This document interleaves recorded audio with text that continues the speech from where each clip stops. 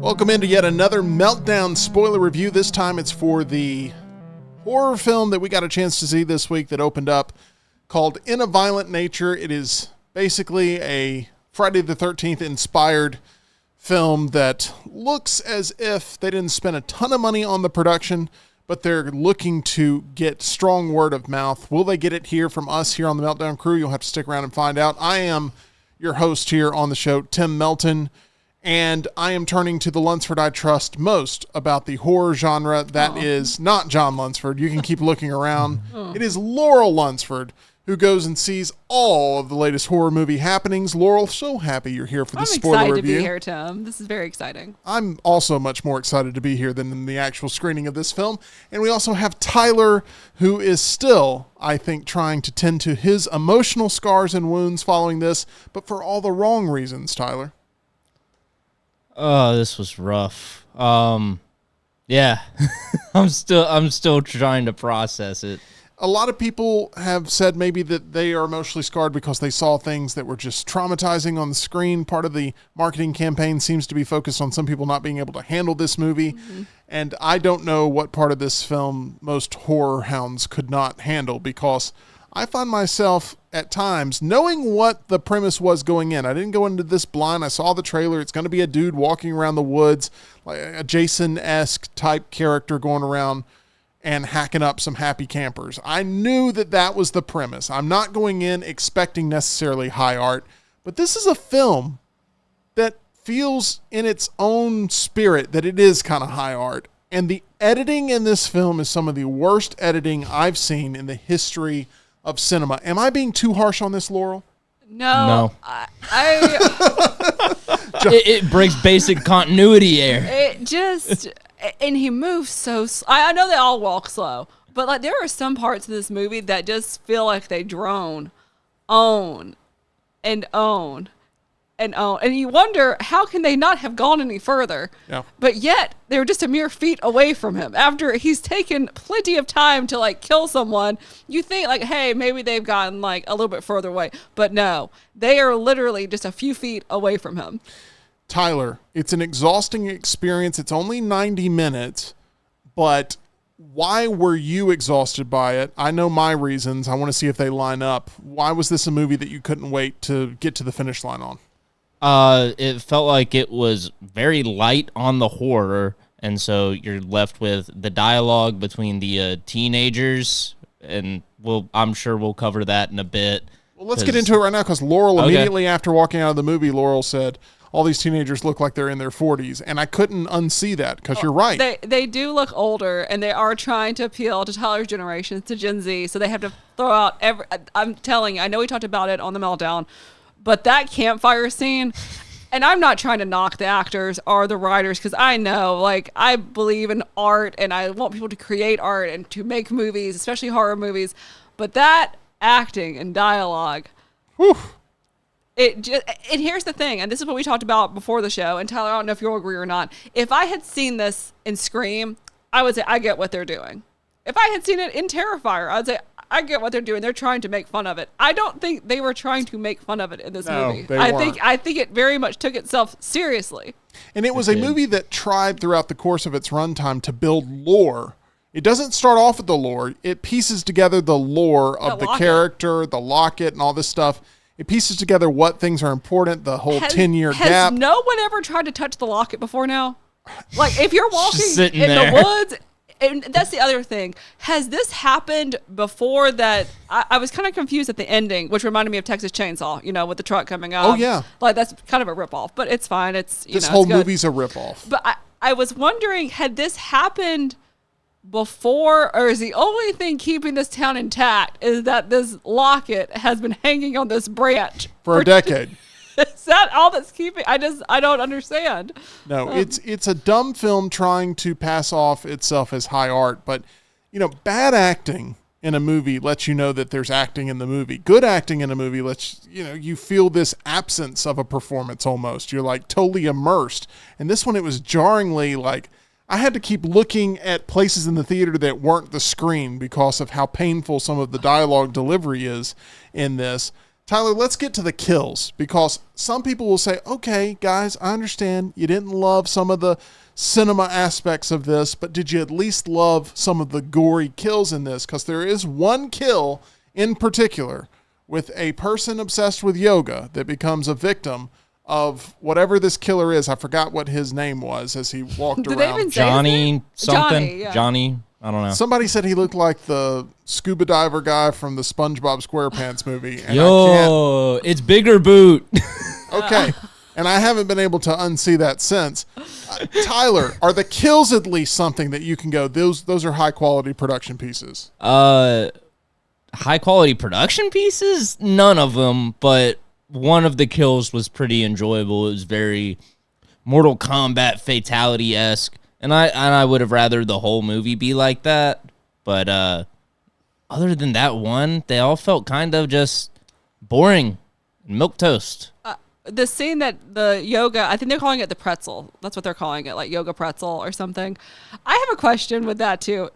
You turn around and you see this man coming. Would you not just kind of like try to go down that hill? Because it didn't seem that steep. It didn't seem she like didn't the even do certain anything. death that the hooks were. You have three options. You can either, one, go down the hill and take your chances with gravity. And he's moving slow. You can, two, try to fight / maneuver your way away from him. Like he's cornering you against you and the fall, so you have to fight him enough to where then you can get away. She could outrun him if for some reason she could stay on her feet, which nobody in this movie seems to be able to do. Or the third option she decided to take, which is just go ahead and acknowledge that you're going to die and you just stand there and wait for it to happen, which seems like the least likely response that someone would have in that situation. I think, and I saw someone else mention this on Twitter. I'm never going to call it X, but Twitter. It's like in this day and age between this and like The Strangers, chapter 1, like the characters have gotten dumber. Like they're reversed. It's like in the year 2024, you're trying to tell me like in The Strangers chapter 1 when he's like, oh, you didn't see anything. Like, it's like, no, she literally did see something. And the girl's just like, oh yeah, I guess I didn't. What? I'm with you. And how about the guy? We need to create a distraction. I'm going to get 3 feet away from him and like create a distraction in front of his face. But why were they being so loud too? They were talking at like how we're talking right now. Oh yeah, the whispers were so good. No, the worst scene, and I was irate in the theater, is the part with the gun. Oh, I agree. That scene, I was sitting there and I was just like, how is this happening? Like you have him down. Yeah. And let's not forget, this is not just some cocky ranger, right? he seemed normal. I felt bad for him. This is a guy that 10 years ago said he had to defeat this guy, or his dad had to defeat this guy and died in the process. And now he's here to protect the town. He knows the threat level. And he's going to go say, okay, on the count of 3, hand me the gun. I'm going to hand you over the gun, putting it right in the snout of the SpongeBob scuba diver. What is going on here? Was the house that he went to in the first, was that person in relation to anyone? Was that his dad or anything? I don't think it was. I mean, why did he choose this house to randomly go to? I maybe that's the house he grew up in out That's in the what I middle was of the woods. wondering. Are they going to make that connection? And There's a house just like that in the Friday the 13th video game where Jason starts off. Yeah. And I'm telling you, somebody played Friday the 13th video game and said, let's make a movie doing this exact same thing of dummies sitting around a campfire and Jason waking up in some little rickety shack in the woods and just walking the entire time in the same camera format as the video game. Yes. And the ranger is even kind of the Tommy Jarvis character that comes back with the shotgun. Bingo. I don't even know if we were really in the first person of the killer. They keep saying that. Yeah. I honestly don't feel like that. Did y'all feel like it? No, it felt more like I was watching someone play GTA of It just the like game. felt like we were just back behind. Like camera I didn't angle. get that you were like. It was a third person experience. It wasn't first person. Yes, especially when they would do shots overhead. I was like, how are we supposed to? And this Did they even do any POV shots from the killer's perspective? no. Here's another thing. That's what I thought they were going to do. 2 things. Number 1, they let some shots linger way too long where it's supposed to be, oh my gosh, are we seeing something we're not supposed to be seeing? Are you like, and you're looking around and you're catching, no, it's just a lazy way to make a film to extend the runtime to where it can be 90 minutes because it has to be 90 minutes. This would have been a good short film. Yes, it would have been a good Like 15 YouTube minutes. fan film that you throw up and it's like, oh, you guys tried real hard. You know, that would have been good. It would have Nobody been, should pay to see this. if they had really just honed this down to a good 20 minutes, then I think it would be good enough to like say, hey, I should try and make a film, a full-length one. I don't remember anything about the soundtrack in this movie. I There really is no don't. music except There for was no music? I don't None. remember there being any music. Well, that's There was, another way to cut costs. I think I'm going to say something positive. I will say something positive. This is a good movie to see. It is summer, so if like you're feeling like summer-ween, like hey, let's go check this out. You can go with some friends, Laurel. and you'll be laughing. No, I'm saying you'll laugh at it. Don't lie to the people. No, I'm saying Laughing they're- at it, not with it. There's a difference. Well, like afterwards, you can go like, hey, let's go get something to eat, and we can talk about this movie. Like this is a good one of those movies because you're like, they're so dumb. I can't believe they did all these things. I gave The this. gun, I just can't get over I it. gave this thing 2 stars out of 5. No. And a lot of the reason is I love the genre, and that is what you're doing right now. You're loving the genre. Ambiance. Okay. Yeah. But it also had some kills that I thought were solid payoffs. A lot of kills in this movie actually happen off screen, or the climax of the kill happens off screen, which I think is a cop out. I hated the first kill in this movie, which is him walking up on the argument and then going after the guy in the house. And the guy in the house does something that makes no sense to me, which is run deeper into the woods when he had the chance to run to the main road, or he had a chance to Did you go to his car? well, I don't know that he had a car even. Well, I also hate the scene where they threw. Who is randomly going to throw the car keys into the the Woods? forest? I've never seen that. I don't know if I've ever seen that done before. Are you really going to be that mad that you're just going to throw the car keys? He didn't want to keep him in his pocket. Like he was, I don't know. The movie is dumb, but it tells you it's smart. And the people that will defend this movie are the people who go, oh my gosh, you just didn't get it. How smart this movie is. It's so brilliant. And I'm telling you, it's not. You're the idiot It's if so you badly, like this movie. I'm sorry. It's to be A24. It so badly does. It just doesn't have. I mean, it's got the look. And there are some shots like of him walking in the, when the flower With the fields. sun setting. Yeah, like, Yeah. that's very pretty. Some of the cinematography is really yes, good, Yes. But but the editing is awful. and the dialogue, it's like they really did try to find, hey, let's see what young people are saying. Like we have the cool same-sex couple. Let's see like what they're. And it's like it sounds unnatural with them talking because Right. you're like, I don't think normal people are talking like this.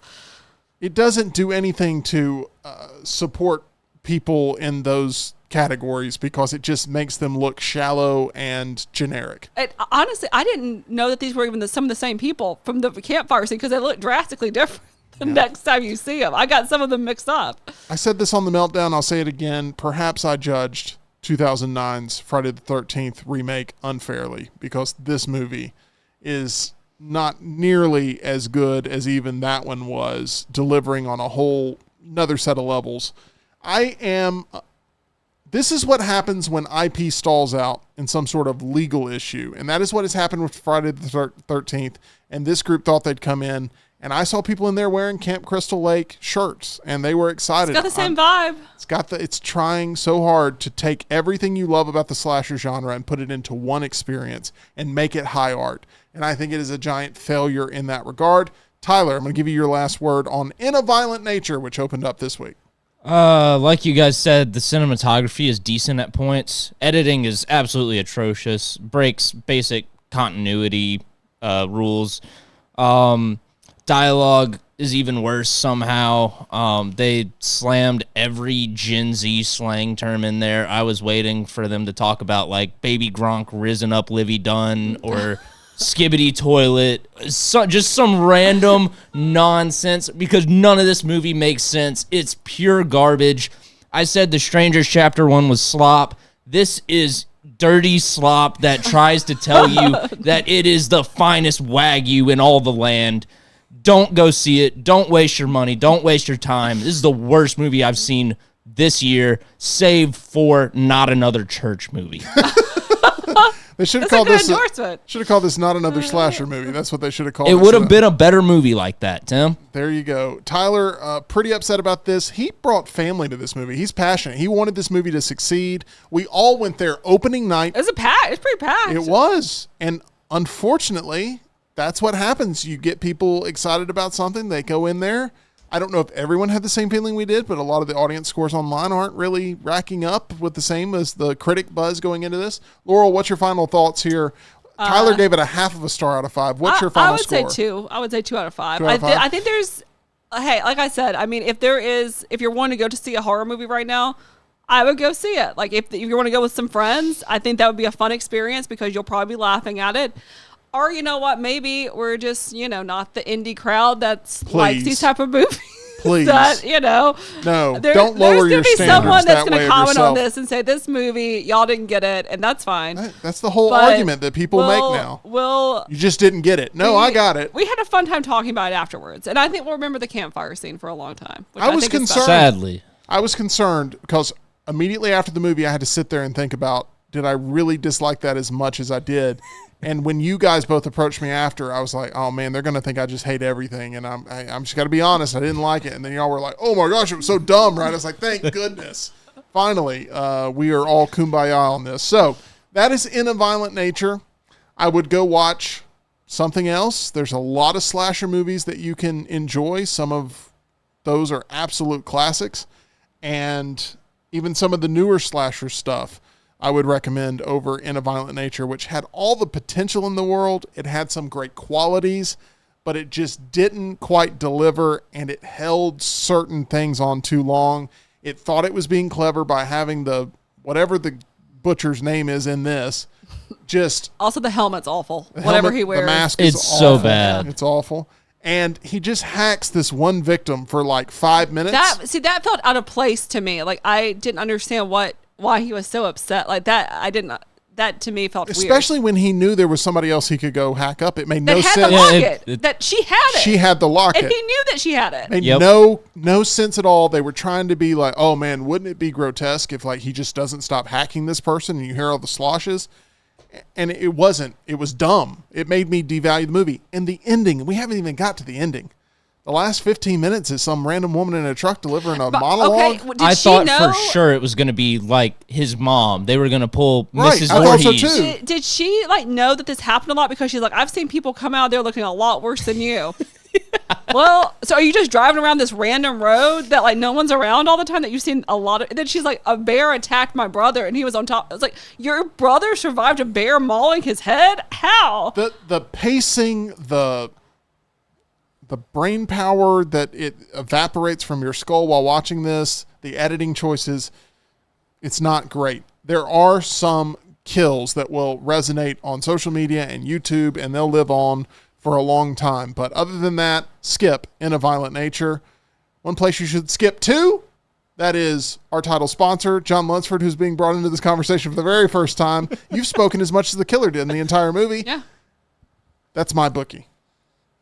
I'm so sorry, everybody. Go to mybookie.ag. Use promo code next round. Play in that sports book. Play in the casino. Play in the live casino as well with real blackjack dealers there. It is so fun. That's how I play on MyBookie. Go to mybookie.ag. Promo code next round. Get the first deposit bonus on us. In a Violent Nature, probably not the worst movie I've seen this year, but arguably the most disappointing movie I've seen this year. We'll be getting into that list towards the end of the year for all of our movie reviews and everything as we keep up with how things are trending at the Cineplex and on TV. Make sure you're subscribed here to the Meltdown and give us a thumbs up here on this video, as we'll have more spoilery reviews for you right here on Meltdown 24/7.